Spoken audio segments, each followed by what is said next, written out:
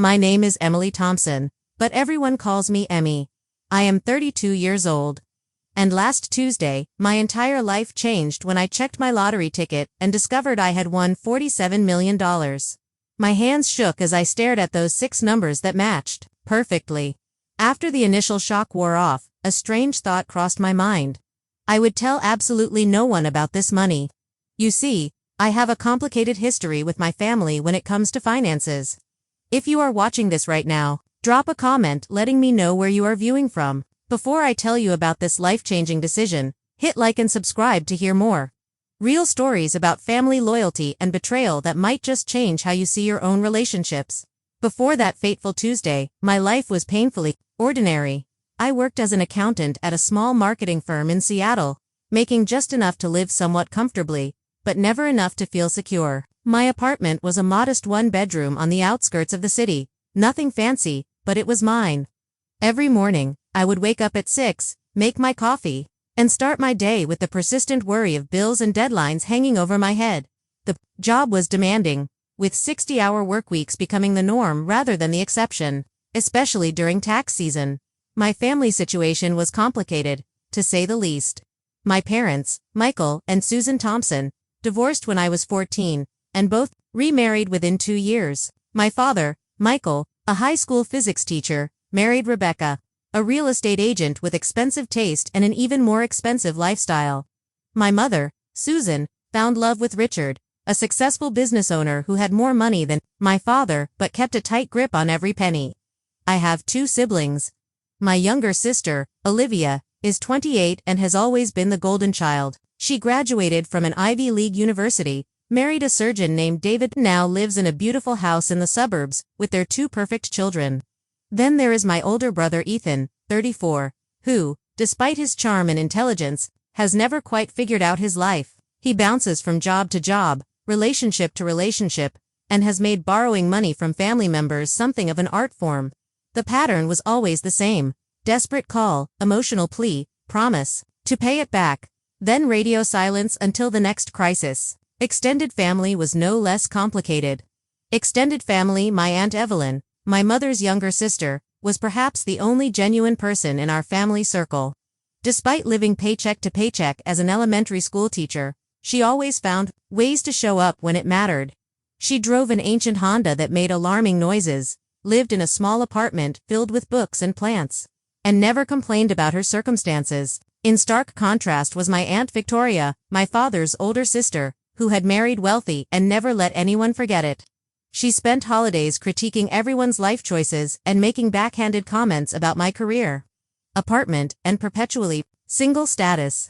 My cousin Tyler, her son, had inherited her entitlement, but none of her financial success, and had a gambling problem that the family pretended not to notice. My history with financial assistance in the family had left me jaded. When Ethan needed $5,000 for rehab 3 years ago, I emptied my modest savings account to help him, only to discover months later that he had never actually gone to treatment.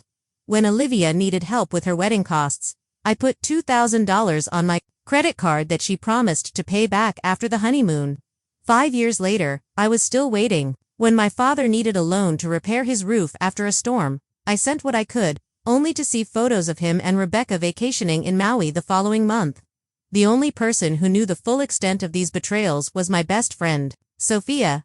We had met in college, and unlike most relationships in my life, ours had remained constant. Sophia worked as a nurse, understood struggle, and never judged my complicated feelings about my family. She was the voice of reason when I felt myself becoming bitter, reminding me that not everyone was out to take advantage of me. At work, things were not much better. My boss, Harold, had a habit of taking credit for my ideas during meetings with clients. My colleague Marcus consistently left early, leaving me to pick up his slack, yet somehow always managed to get the recognition I deserved.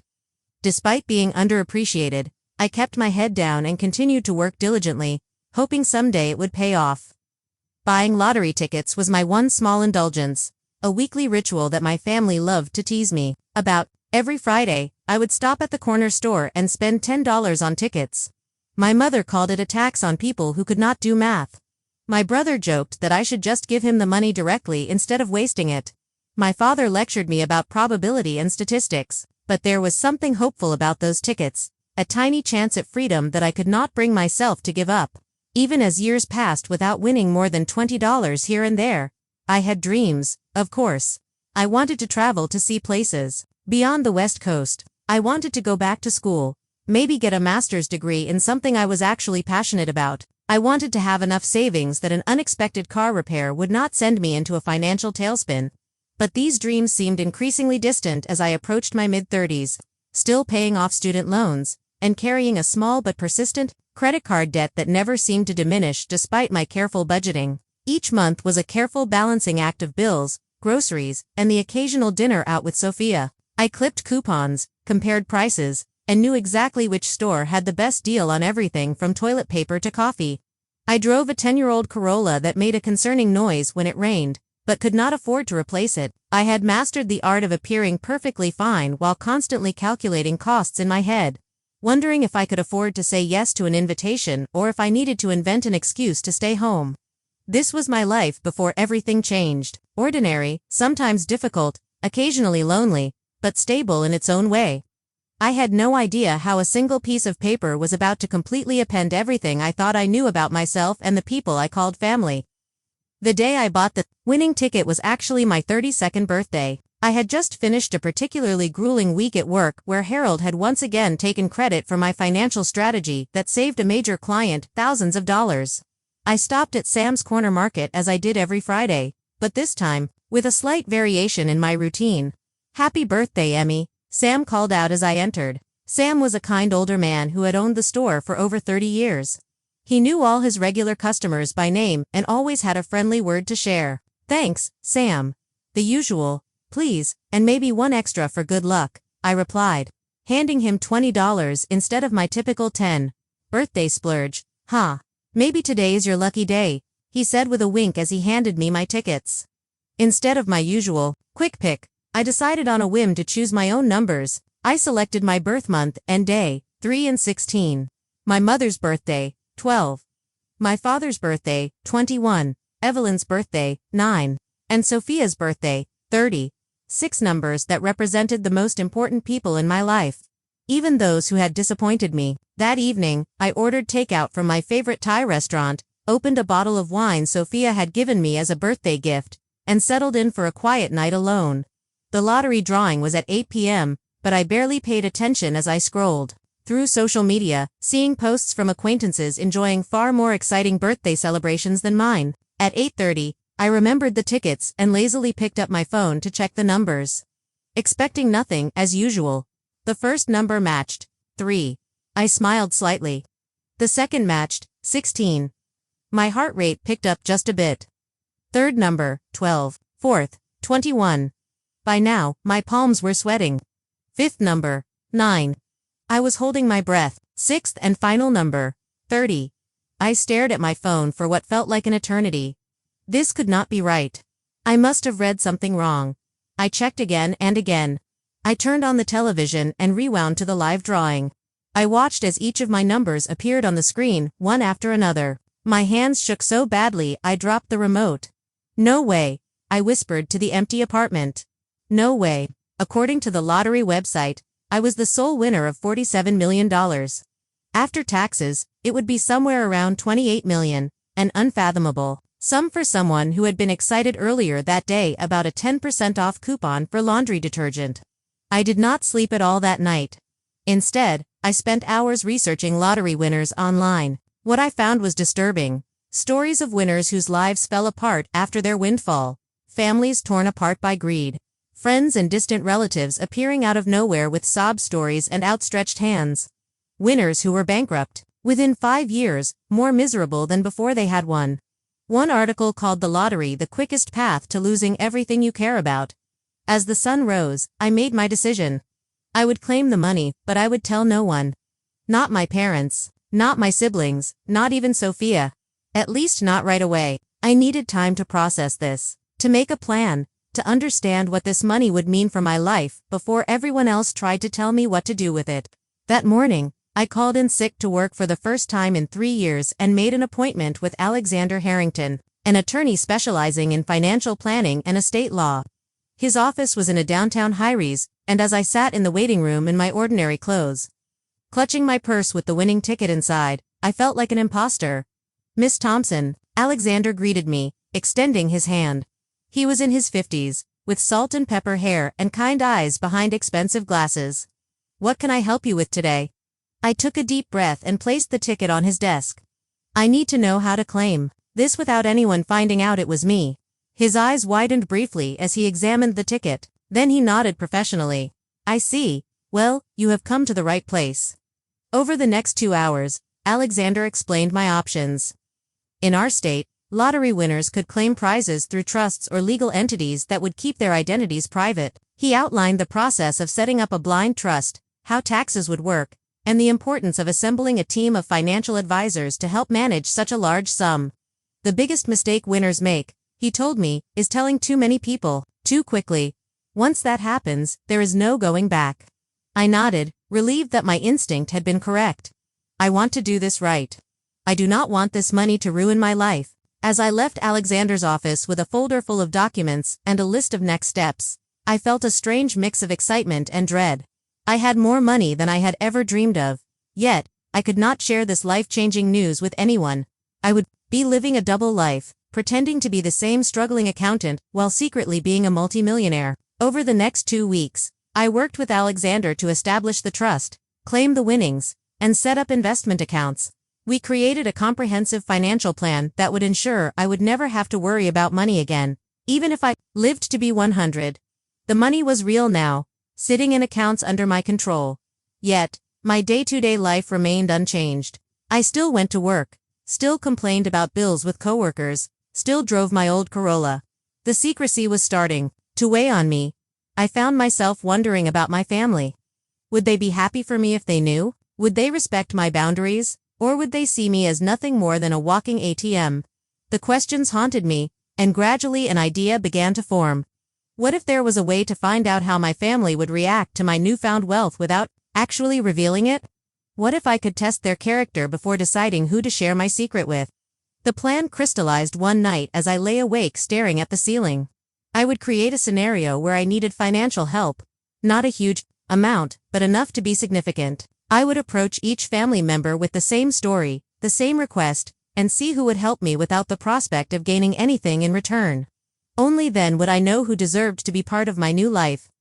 The next day, I met with Alexander, again, to ensure my finances were properly secured before proceeding with my plan. We had established a diverse investment portfolio, set up trusts for future charitable giving, and created a modest personal account that would allow me to access funds without raising suspicion. The bulk of the money was safely invested, untouchable, by anyone but me. "Everything is in order, Emily," Alexander assured me, sliding a folder across his polished desk. "Your financial future is secure. You could stop working tomorrow if you wanted to."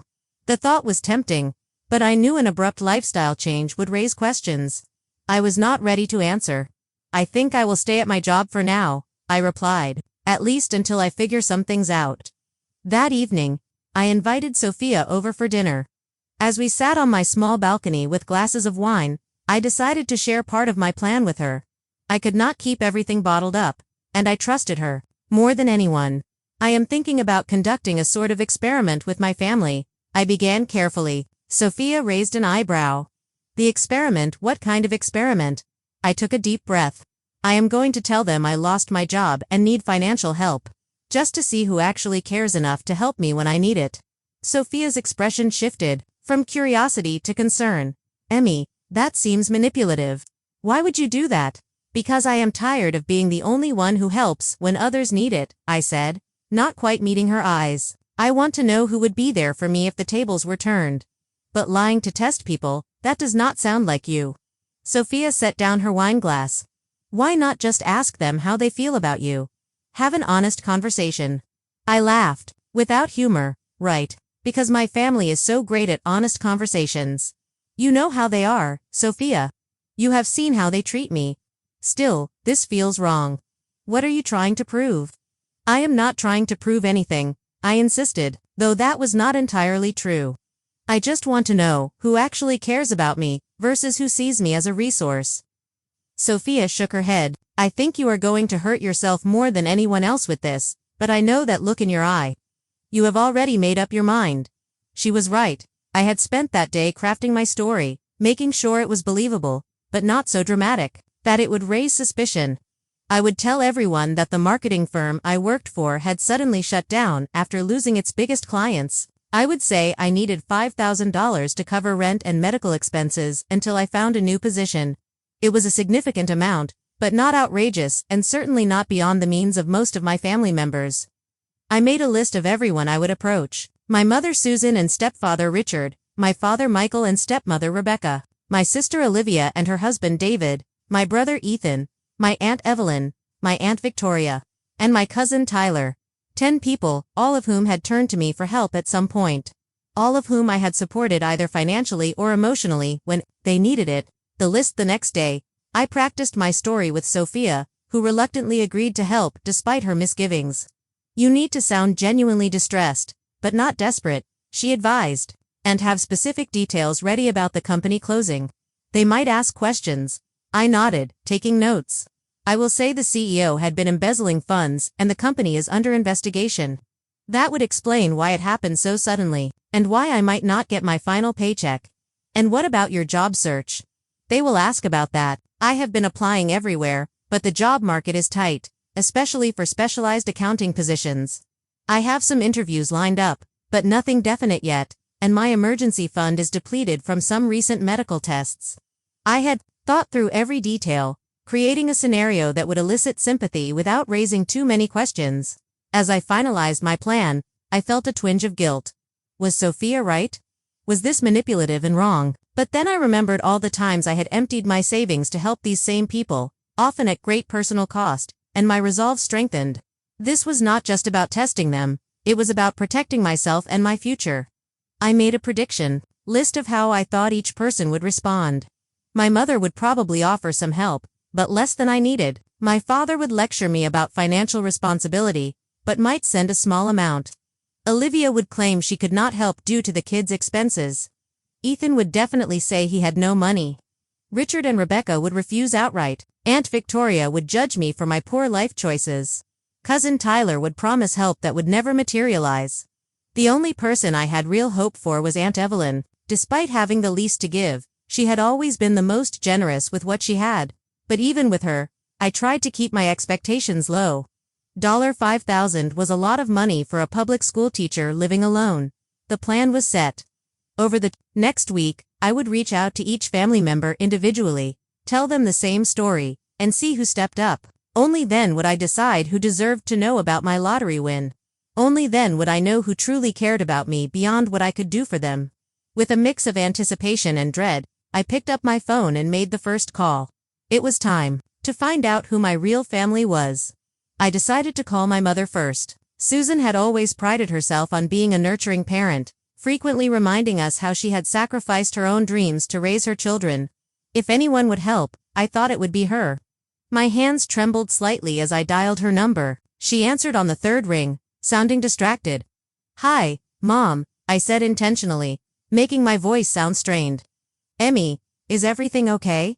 You sound upset." I launched into my prepared story, telling her about the company's suddenly closing, the lost wages, and my precarious financial situation. As I spoke, I could hear her breathing change, growing more concerned with each detail. "Oh, honey, that is terrible," she said, when I finished. "Have you applied for unemployment? What about your emergency fund?" I explained that unemployment would take weeks to process and that my emergency fund had been depleted by recent medical tests for some concerning symptoms. I did not specify what the symptoms were, allowing her imagination to fill in the blanks. "I hate to ask this, Mom, but I need help. About $5,000 to cover rent and medical bills until I can find something new. I promise I will pay you back as soon as I can." There was a long pause on the other end of the line. "Oh, Emmy, you know, Richard and I just put a down payment on the lake house. We are pretty cash poor right now." Her voice took on a slightly defensive tone. "Have you asked your father or Olivia? David makes good money at the hospital." I was hoping to avoid asking Dad, I said truthfully, "and Olivia has the kids and their private school tuition." "Well, let me talk to Richard and see what we can do," she said finally. but I cannot promise anything. You know how tight he is with money, especially when it comes to, well, you know. I did know. Richard had never considered me his responsibility, making it clear from the beginning that his money was for my mother and any children they might have had together. They never did. Sure, Mom. Just let me know as soon as you can. The rent is due next week. I will, honey, and I am so sorry about your job. These things always work out for the best, though maybe this is a sign you should look at changing careers to something more stable. After hanging up, I noted her response in a journal I had started for this purpose. She had expressed concern, but immediately looked for ways to pass the responsibility to someone else. She had not outright refused. But I suspected her conversation with Richard would conveniently result in them being unable to help. The next day, I met my father, the dad, Michael, for coffee. I chose a public place, thinking he might be less likely to react negatively in such a setting. You look tired, was his greeting as I sat down across from him. I gave him a weak smile and launched into my story. His face remained impassive as I spoke, occasionally nodding or frowning at certain details. When I finished by asking for help with the $5,000, he leaned back in his chair and crossed his arms. Emily, I have always taught you about financial responsibility. He began slipping into his teacher voice. This is exactly why I told you to keep 6 months of expenses saved at all times. What happened to that plan? Life happened, Dad, I replied, trying to keep the frustration out of my voice. Medical bills, car repairs. Not everyone can afford to set aside that much money. He sighed heavily. And now you expect others to bail you out. What about your spending habits? Do you really need that apartment in that neighborhood? What about your cable subscription and those streaming services? For the next 20 minutes, he lectured me about financial planning, the job market, and the importance of living below one's means. Not once did he offer any actual help. I would love to help you, Emmy, but Rebecca and I are focusing on our retirement. Right now, we cannot afford to dip into those funds. It would be financially irresponsible. He patted my hand patronizingly. This will be a good learning experience for you. Sometimes we need to hit rock bottom before we make necessary changes. I nodded, fighting back tears that were only partly for show. Even expecting this response, it hurt to hear him dismiss my needs so easily. My sister, the sister Olivia, was next. I drove to her beautiful suburban home on a Saturday afternoon. Her husband David was golfing, giving us privacy to talk. Emmy, what a surprise, she exclaimed when she opened the door. The kids are at their swimming lessons. Come in. Her house was immaculate, with expensive furniture and framed professional family photos on every wall. As we sat in her gourmet kitchen, sipping lattes from her commercial-grade espresso machine, I told her about my situation. Oh my God, that is awful, she gasped, reaching across the granite island to squeeze my hand. I cannot believe they would just close like that. Poor you. Her sympathy seemed genuine, and for a moment I felt hopeful. Then I mentioned needing to borrow $5,000. Oh, she said, her expression shifting slightly. Well, this is actually not a great time. We just bought the new Audi last month, and the kids' tuition was due. Plus, we are redoing the master bathroom. She glanced around nervously. David handles most of our finances, and he is really strict about our budget. I understand, I said quietly. I would not ask if I was not desperate. I know, she said quickly. Let me talk to David and see what we can do. Maybe we can help with a smaller amount. Or maybe you could move in with us temporarily. The guest room is being used for storage right now, but we could clear it out. I thanked her for the offer, but explained that moving would be difficult with my job search centered in the city. She promised to call me after speaking with David, but the way she avoided eye contact told me all I needed to know. My brother, the brother Ethan, was perhaps the most disappointing. After sending him a detailed text about my situation, he responded with a brief message. That sucks, sis. Really tight right now, myself. We'll call you later. He never did. My follow-up messages went unanswered. And when I tried calling him directly, the calls went straight to voicemail. This from the same brother who had borrowed thousands from me over the years, always with tearful promises of repayment that never materialized. My stepmother Rebecca was blunt when I called her, not bothering with even a pretense of sympathy. Emily, I am sure this is difficult, but Richard and I are not in a position to help. Perhaps this is an opportunity for you to learn better financial management skills. Have you considered downsizing your apartment or getting a roommate? When I pointed out that I had helped them with repairs to their vacation cabin last year, she bristled. That was different. That was a family property that you also enjoy using. The fact that I had only been invited to the cabin once in 5 years apparently did not matter. My stepfather Richard was even worse. You are not my daughter, he said plainly. When I called, I have supported your mother for years, but your financial problems are your own. Perhaps you should have chosen a more lucrative career path. My cousin Tyler initially seemed sympathetic, promising to definitely help out. He even suggested meeting for lunch to give me a check. But when the day came, he texted an hour before saying something had come up and he would reschedule. He never did and eventually stopped responding to my messages altogether. Aunt Victoria's response was perhaps the least surprising but still painful. Well, Emily, I always said that company of yours seemed unstable. I told your father you should have taken that job at the bank after college, but no one listens to me. She then proceeded to tell me about all the financial troubles other family members had experienced and how they had overcome them without begging for handouts. By that evening, I had heard from Olivia that Aunt Victoria was telling everyone about my financial irresponsibility. After a week of rejections, half-promises, and outright silence, I was emotionally exhausted. The experiment had confirmed my worst fears about my family, but the reality was still painful to accept. 7 people who had repeatedly asked for and received my help over the years could not or would not return the favor when I needed them. Then my phone rang. It was Aunt Evelyn. Emmy, honey, I just heard the aunt from your mother about the job. Are you okay? Her voice was warm with genuine concern. I had not actually reached out to Evelyn yet, planning to call her the next day. The fact that she had called me first after hearing about my situation, secondhand spoke volumes. I am hanging in there, I said, the emotion in my voice now entirely real. Listen, I want to help. Can we meet for lunch tomorrow? My treat, of course. The next day, we met at a small diner near her apartment. Evelyn looked exactly as she always did, her silver-streaked hair pulled back in a simple ponytail, wearing jeans and a cardigan with mismatched buttons. She hugged me tightly before we sat down. I am so sorry about your job, sweetheart. That company never deserved you anyway.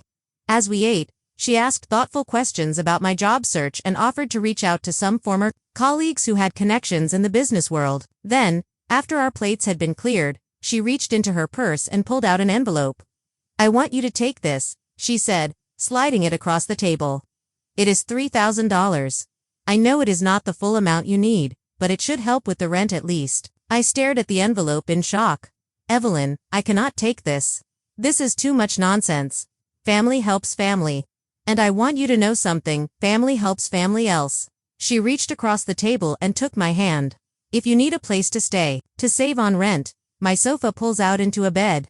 It is not fancy, but you are welcome to stay as long as you need to. Tears filled my eyes, and this time they were completely genuine.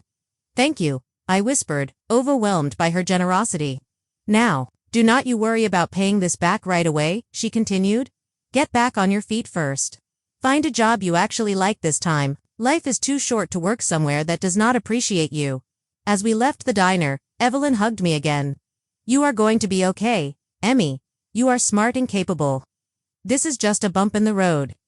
Driving home, I clutched the envelope, containing $3,000, more money than I knew Evelyn could comfortably spare. The contrast between her response and the rest of my family's could not have been more stark. The only person who had offered genuine help was the one with the least to give. After meeting with Evelyn, I did some research that left me stunned. $3,000 represented nearly all of her savings, and I discovered that she had been quietly dealing with complications from type 2 diabetes. Her medication costs had recently increased, and she had been picking up extra tutoring work to make ends meet. The knowledge hit me like a physical blow. Evelyn, who had so little, had given me almost everything she had without hesitation or conditions. Meanwhile, my mother, who had recently spent $8,000 on a bathroom renovation, could not spare $5,000 to help her daughter with rent and medical bills. The next day, I invited Evelyn to my apartment for dinner. As she settled onto my worn couch, I noticed for the first time how tired she looked. The fine lines around her eyes deeper than I remembered. Evelyn, I need to tell you something. I began setting a cup of tea in front of her. I have not been completely honest with you. Her expression remained open, curious rather than concerned. What is it, honey? I did not lose my job, not lose my job. The company is fine. I still have my position. The words tumbled out quickly. I made up the story to see who in the family would help me if I needed it. Evelyn was quiet for a moment, then nodded slowly. I see. Are you angry with me? I asked suddenly, afraid of losing the one genuine relationship I had discovered through this experiment. She considered the question. No, not angry. Sad maybe. Sad that you felt you needed to test people this way. She took a sip of her tea, but I understand why you did it. Our family has not always been kind to you. You were the only one who offered to help, I told her. Everyone else had excuses or just ignored me entirely. Evelyn sighed. People show you who they are when giving becomes inconvenient. I learned that lesson the hard way myself. What do you mean? She set down her cup and folded her hands in her lap. My ex-husband, James. Did I ever tell you why we really divorced? I shook my head. The family story had always been vague. Something about growing apart. I came into a small inheritance when my grandmother died. About $50,000, not a fortune, but significant for us at the time. James immediately had all these plans for the money, mainly investing in his friend's business ventures. She smiled ruefully. I wanted to save it for our future, maybe buy a small house eventually. We fought about it for months. What happened? One day, I discovered he had forged my signature and withdrawn most of the money. By the time I found out, it was gone. Invested in a restaurant that failed within a year. She shook her head at the memory when I confronted him. Do you know what he said? That it was our money, not just mine, and he had as much right to it as I did. As if my name on the inheritance meant nothing. I was shocked. I had no idea. The family preferred the growing story, less messy apart story. Less messy. She reached for my hand. The point is, I learned that some people see you as a resource rather than a person, and it is a painful lesson. I am so sorry that happened to you, I said, squeezing her hand. It was a long time ago, but it taught me something important about money and relationships. She looked at me intently. Money does not just reveal who others truly are, Emmy. It reveals who we are too, how we use it, how we share it, how we talk about it. It is a powerful mirror. Her words resonated deeply. In that moment, I made a decision. Evelyn, there is something else I need to tell you. Something big. I took a deep breath. I won the lottery 3 weeks ago. $47 million. Her eyes widened, but she remained silent, waiting for me to continue. I have not told anyone else. Not my parents, not Olivia or Ethan, not even Sophia. You are the first to know. Oh, Emmy, she breathed. That is life-changing. I know, and that is why I did this test. I needed to know who would be there for me without knowing about the money. Evelyn nodded slowly. I understand that, but what will you do now? That is what I am trying to figure out. The money is secure, and I have good financial advisors, but I do not know how to handle the family. Evelyn considered this. You know you do not owe anyone anything, Emmy, not even me. But I want to help you, I insisted. Your medical expenses, a better apartment. Whatever you need. She smiled gently. I do not need anything from you. Sweetheart, I am happy with my life. My apartment is small, but it is full of things I love. My car runs most of the time. I have my students and my books, and now this wonderful secret with my favorite niece. She patted my hand. Just knowing you are secure and happy would be enough for me. Her selflessness brought tears to my eyes.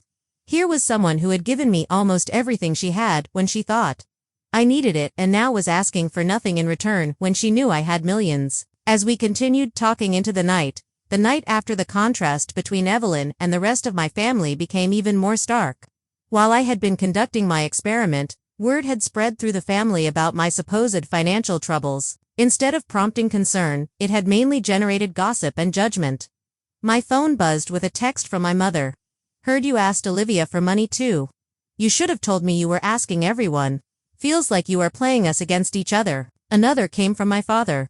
Rebecca tells me you have been calling everyone for handouts. This is exactly the kind of irresponsible behavior I warned you about.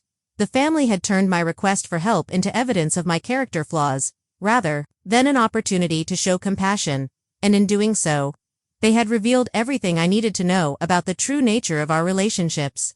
The morning after my conversation with Evelyn, I met with Alexander to discuss my long-term financial plans. Now that I had clarity about my family relationships, I could make decisions about my future with open eyes. I want to set up a trust for my Aunt Evelyn, I told him, something that will cover her medical expenses and provide her with a comfortable retirement, but in a way that feels like a gift rather than charity. She is very proud. Alexander nodded, making notes. We can structure it as a family trust that provides a monthly stipend. She would not have to manage a large sum all at once, which can be overwhelming for someone not used to wealth. Perfect, and I want to buy her a small house near wherever I decide to live. Nothing extravagant, just comfortable and accessible for someone with health issues. We spent the next hour discussing investment strategies, charitable foundations, and my own living situation. I had decided to give notice at my accounting job and focus on establishing a non-profit organization aimed at helping elderly people living alone, inspired by Evelyn's situation and the many others like her. What about the rest of your family? Alexander asked cautiously. Do you plan to tell them about the winnings? I shook my head. Not right now. Maybe not ever. But I do want to arrange a family meeting to clear the air about my financial troubles. Later that day, I called Sophia and finally told her the truth about everything, the lottery win and the family experiment. After her initial shock, she understood why I had kept it secret. So what now? She asked. Are you going to become one of those eccentric millionaires who still clips coupons and drives a beat-up car? I laughed. No, but I am not going to suddenly start buying Bentleys either. I want this money to mean something, to do good, starting with Evelyn. She deserves it. Sophia agreed. And what about everyone else? The ones who failed your test? I am still figuring that out. I have called a family meeting for this weekend. I told them I have an important announcement. When Sunday arrived, I was surprised to see everyone show up at my apartment. My mother and Richard, my father and Rebecca, Olivia and David, even Ethan, who had been ignoring my calls for weeks. Aunt Victoria arrived with a disapproving frown already in place. Aunt Evelyn came last, giving me a secret smile as she entered. As everyone settled into my small living room, looking around with varying degrees of curiosity and judgment, I stood before them feeling strangely calm. Thank you all for coming, I began. I know there have been rumors going around about my financial situation, and I wanted to address them directly. My mother shifted uncomfortably. Ethan suddenly became very interested in his phone. Olivia and David exchanged glances. The truth is, I am fine.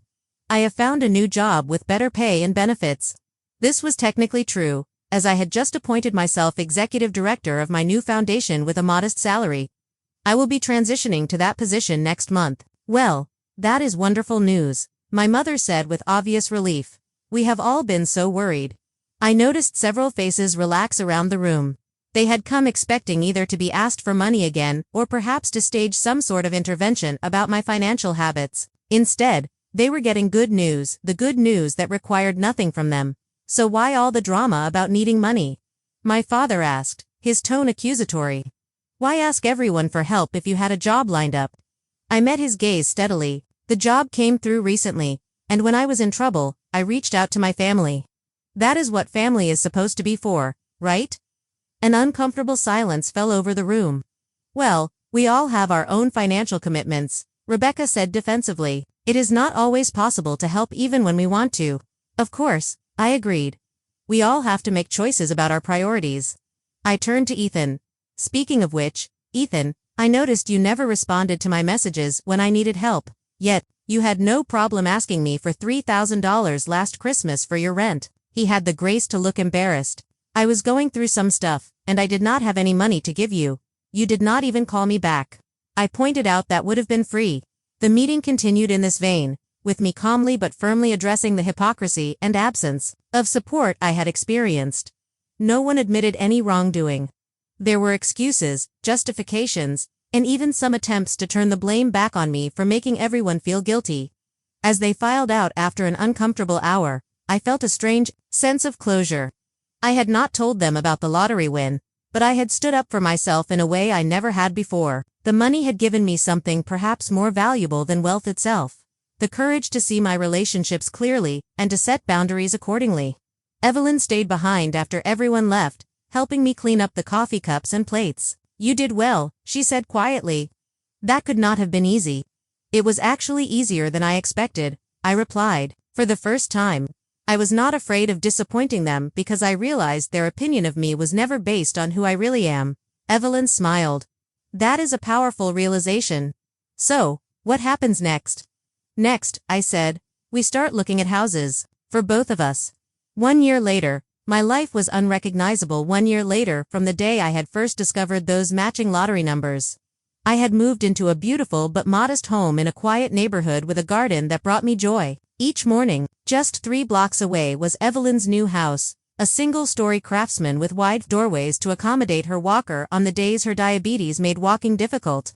My nonprofit organization's second family had grown beyond my expectations. We provided companionship, home repairs, and financial assistance to elderly people living alone, with a special focus on those estranged from their families. The work was rewarding in a way my accounting career had never been, and we had already helped over 200 seniors in our city. Sophia had eventually joined the organization as our outreach coordinator, bringing her nursing expertise and compassionate nature to our mission. She and I still had our weekly wine nights, though now they took place on my comfortable patio rather than in my cramped apartment. My relationship with my family had shifted into something more distant, but also more honest. I maintained occasional contact with most of them, polite birthday calls and holiday gatherings, but the pretense of closeness had fallen away. Without the expectation of emotional intimacy that had never actually existed, our interactions became less painful. None of them knew about my lottery winnings. As far as they were concerned, I had simply found success with my new career in nonprofit management. They seemed to accept this explanation without much curiosity about the details, which told me everything I needed to know about their interest in my life. There had been moments of temptation to reveal the truth, particularly when Ethan called asking for money for a new business venture or when Olivia complained about the cost of her kitchen renovation. But each time, I remembered the silence when I had needed help, and the choice became clear. Unexpected assistance. Interestingly, there had been occasions when family members genuinely needed assistance. When my father had a minor heart attack and faced unexpected medical bills, I anonymously paid them through the hospital's patient assistance fund. When my cousin Tyler finally entered rehab for his gambling addiction, I made an anonymous donation to cover his treatment. They never knew the source of these gifts, and I preferred it that way. Evelyn and I had dinner together at least twice a week. Her health had improved dramatically with proper medical care and less financial stress. She had retired from teaching but volunteered at a literacy program 3 days a week, still sharing her love of books with children who needed it. You know what still amazes me? She said one evening, as we sat on her porch watching the sunset. How differently everything could have turned out if you had announced your lottery win right away. I nodded. Considering this alternate reality, the family would have suddenly become very attentive and loving, I imagine. And you would never have known what was real, Evelyn added. That knowledge, painful as it was, gave you freedom. She was right. The experiment had been painful but illuminating. It had shown me who deserved a place in my life and who did not. It had revealed the true nature of relationships I had spent years trying to strengthen despite their fundamental imbalance. The greatest lesson I had learned was not about others but about myself. Before the lottery, I had defined my worth by what I could give to others, constantly trying to earn love through sacrifice and generosity.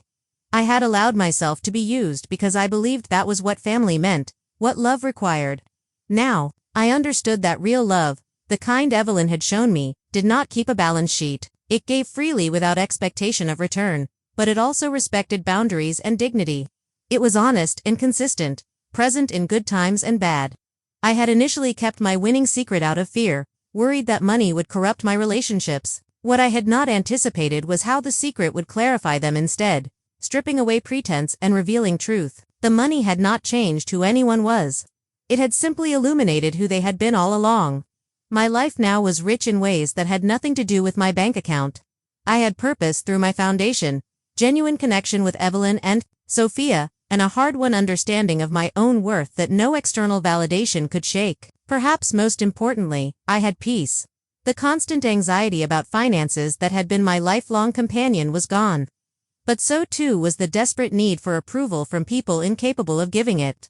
I had built a life aligned with my values, rather than my insecurities. Evelyn reached over and patted my hand, bringing me back to the present moment. You did good, kiddo, not just with the money, but with what you learned. I smiled at her, overwhelmed with gratitude for this woman who had shown me what family truly meant. I had a good teacher. As the sun dipped below the horizon, painting the sky in shades of pink and gold, I thought about the journey that had brought me here, from the shock of those matching numbers to the pain of rejection to the joy of creating something meaningful with my unexpected fortune. The money had changed my life, yes, but not in the ways I had initially feared or hoped. It had simply given me the freedom to see clearly and choose wisely. The most valuable thing I had gained had nothing to do with millions in the bank. It was the understanding that the people who deserve a place in your life are not those who are there when you have everything to give, but those who stay when you have nothing to offer but yourself. Have you ever had to test someone's loyalty in your life? What did you learn from that experience? Share your stories in the comments below. If this story resonated with you, please hit like and subscribe to hear more real-life lessons that might change your perspective. Remember to share this video with someone who might need to hear that their worth is not determined by what they can give to others. Thank you for listening, and may you find the clarity to recognize the true relationships in your own life.